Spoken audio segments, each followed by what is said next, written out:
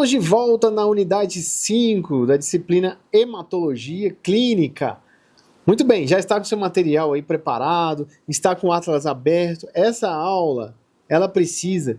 Essa não, as outras anteriores também, tá? Se você está começando pela unidade 5, eu aconselho você voltar para as outras unidades, porque é uma sequência, tá certo? E precisa do Atlas para você acompanhar. Muito bem, vamos falar aqui na unidade 5 sobre alguns distúrbios da coagulação. Eu já falei sobre a série branca, falei sobre a série vermelha. Na sequência foi assim. Nós falamos sobre anemias, né, e tal. Falamos depois sobre o hemograma. O hemograma a gente contou a história das hemácias, o eritrócito, série vermelha. Aí nós contamos depois, na unidade 4, a gente falou sobre os leucócitos, tá? Essa unidade falou sobre série branca. Só que você lembra que no nosso hemograma, que a gente usou o hemograma aqui como referência na nossa cabeça para a gente fazer essa estrutura, no hemograma, na parte clínica, na análise clínicas aqui, a gente vai ver que a plaqueta também está lá, ou as plaquetas estão lá presentes, né? Nós vamos ter lá o volume plaquetário e nós vamos ter o total de plaquetas. Muito bem, então o que acontece? As plaquetas a gente vai chamar aqui de trombócitos. Os trombócitos, né, são fragmentos ali de uma célula específica chamada megacariócito. Então os megacariócitos, de novo, aí você tem que ir lá naquela figura, por isso que eu falei para você abrir o Atlas e o material. Na figura anterior, lá na aula anterior, tem uma figura falando origem linfóide e mieloide. A hora que você vai na origem mieloide, você vai ver lá embaixo, né, tem alguns leucócitos, ok? De origem mieloide, os granulócitos, por exemplo, estão lá, certo? E nós vamos ter também um puxadinho ali para o lado, mostrando umas células específicas chamadas megacariócitos. Os megacariócitos, eles que dão origem às plaquetas, que a gente chama de trombócitos, tá certo? Que são extremamente importantes. E a medula óssea vai produzir isso aí.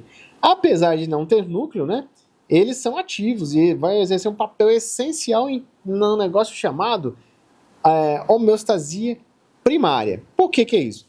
Ele vai participar da formação tampão, a gente chama de tampão plaquetário. Ele vai interagir ali com fatores de coagulação. Quem são os fatores de coagulação? Você estudou isso na hematologia básica. Os fatores de coagulação têm a ver com aquela numeração lá de 1 a 9, né? Ok? Até fazer a junção ali. Então esses fatores de coagulação, vou comentar um pouquinho sobre eles, mas eles são importantes ali porque isso mantém, né, o coágulo estável, ou seja, o controle de coagulação estável, tá certo? Agora, quando eu tenho um distúrbio nisso, quando eu tenho alteração, né, na laboratorial das plaquetas, a gente está analisando ali, né, ou coagulação, a gente vai ter que ter um diagnóstico aqui, né? Que diagnóstico vai ser esse? Se eu tenho alteração, eu tenho distúrbios hemorrágicos, né? Sendo ali os biomédicos ali peça-chave para avaliar isso nos resultados, tá certo? Muito bem. Qual que é a estrutura ali? Então, a estrutura de uma plaqueta, né? Ultimamente, quem teve aula comigo no laboratório, a gente fez algumas práticas, a gente conseguiu colocar a câmera no microscópio e avaliar as plaquetas. E a gente observou que as plaquetas têm um desenho bem específico, inclusive megacariócito, a gente viu que ele tem umas características bem específicas na coloração. E você consegue identificar ali no meio daquele emaranhado todo ali de células que a gente está analisando, né? De hemácias, células e tal. Muito bem. Então, isso a partir de um esfregaço sanguíneo, tá? Então, lá o megacariócito, ele vai através da trombopoetina, certo? Então, lembra que lá no sangue era EPO, eritropoetina? Aqui é o trombopoetina, é o TPO, tá certo? O TPO aqui, que é produzido a partir do fígado, né, adulto, né, a gente já tem essa produção. Então ela vai produzir ali, em média, de 7 a 10 dias, né, e vai ser reabsorvida ali pelo sistema fagocítico do nosso organismo, geralmente no baço. Então, assim como as hemácias são recondicionadas, assim também é a reabsorção das plaquetas, né? Qual que é a função da plaqueta? Então veja você, né, a função da plaqueta aqui, né, vai ser o quê? Gerar adesão, tá certo? Adesão, e nós estamos falando aqui do vaso sanguíneo, nós estamos falando da corrente sanguínea. Na corrente sanguínea eu tenho o líquido circulante chamado sangue. Este líquido carregado de hemácia, soro, plasma, plaquetas, né, e série branca, leucócitos, tá certo? E interleucinas, está tudo aqui. Mas as plaquetas estão lá. E qual é a função dela? Manter o equilíbrio. E uma das questões aqui é, qual a função principal? Adesão. O que é adesão? A plaqueta sempre vai aderir ao subendotélio. Estou falando de uma mangueira, né? O vaso é uma mangueira, como se fosse uma mangueira, um tubo. Então a plaqueta está circulando. Então ela vai colar, aderir ao subendotélio, por dentro do vaso, né? Então ela faz essa função de estar agregando ali. Vai se ativar? Vai se ativar, tá certo? Então ela vai se ativar gerando ali fatores de coagulação, tá certo? Pode fazer também uma outra função que é a agregação. Vai ligar alguns da cascata da coagulação, né? Alguns fatores de coagulação, melhor dizendo, vai ligar eles aqui ao fibrinogênio para fazer o quê? Uma rede de coagulação. Então ela vai agregar, ela vai ativar, né, fatores ali, né, de cálcio, proteção, grânulos alfa, fibrinogênio. Depois vai agregar isso tudo, vai criar uma rede de fibrinogênio e depois vai fazer assim a coagulação fosfolipídica, né? Ou seja, vai fornecer fosfolipídios ali, né, através de uma cascata, né, de protombina. Então isso vai acontecer num processo muito interessante, tá? Esses fatores de coagulação nesse processo vai garantir ali a homeostasia, tá certo? Vai garantir diretamente, né, um controle sobre a coagulação sanguínea. Mas tem complicações, tá certo, pessoal?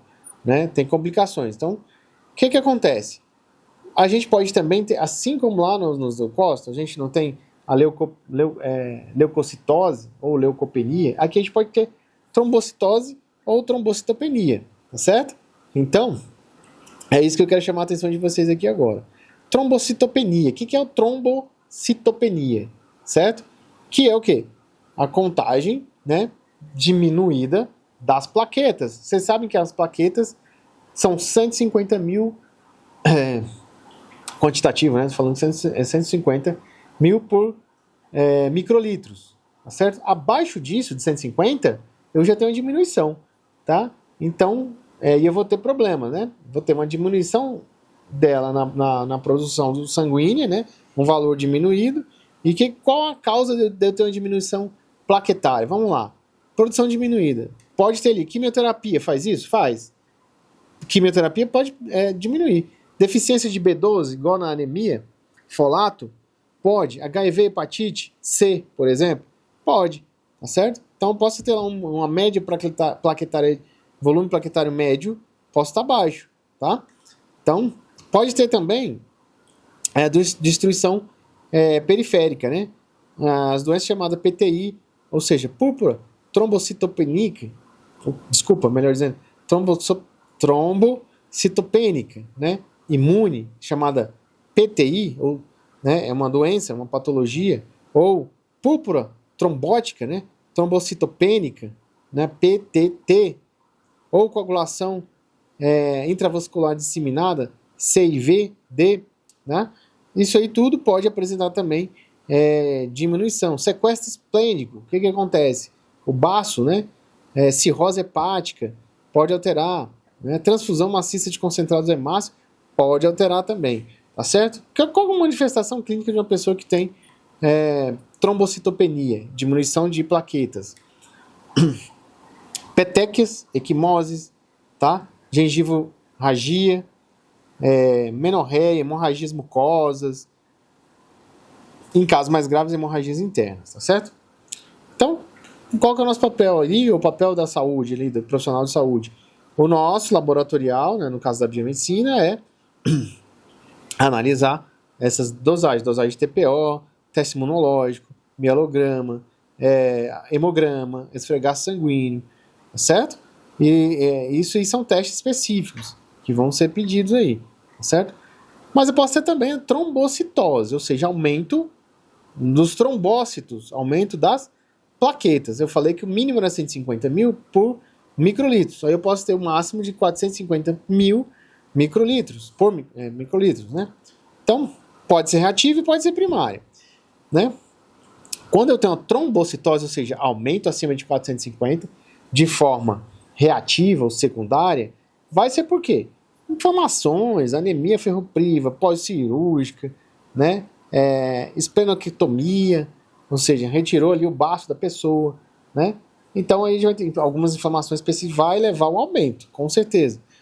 Então a gente pode interpretar também quando ela é secundária, não, quando ela é primária, desculpa, né? Eu falei da reativa, que é a secundária, mas tem a primária também, que a gente vai chamar de essencial. Na primária, o que acontece com a primária, pessoal? Na trombocitose primária, o que acontece aqui? Neoplasia mieloproliferativa. Então, isso vai levar uma característica de aumento, umas megacariócitos. A gente vai ver isso dentro do esfregaço, por exemplo, sanguíneo do paciente. Então, veja, você sabe que todas essas alterações eu posso também ter por conta de distúrbio da coagulação. E a cascata da coagulação, dividida ali em via intrínseca, via extrínseca e via comum, né, essas divisões podem ter algum complexo, algum fator alterado ali, como por exemplo o fator von Willebrand, que é o fator 8, né, ele pode também, um fator tecidual, né, ativa os fatores para fechar a coagulação. Quando eu tenho uma deficiência ou um déficit nesse fator, eu vou ter alguns distúrbios, né? Eu vou citar para vocês alguns distúrbios. Hemofilia é um deles, tá certo? Hemofilia tem uma deficiência, um déficit de fator 8, tá certo? Então, quando a pessoa tem uma hemofilia A, por exemplo, é a deficiência aí no fator 8, tá certo? Então, vai aparecer lá o quê? Tempo de troponina alto, né? O TPA alto, né? Tempo de protombina normal, tá certo? O TTPA alto e o TP normal. Aí eu tenho hemofilia B também, que é chamada doença de Christmas, né? Também é uma deficiência no fator, não é? Qual é o fator? 4, né? Tá certo? Esses fatores, todos eles vão levar ali ao déficit, né? A fator von Willebrand, que eu citei, né? Deficiência nessa disfunção vai gerar sangramento, hemorragias, né? Coagulações intravascular disseminada, deficiência da vitamina K também leva isso, fator fator 7, fator 9, fator 10, né?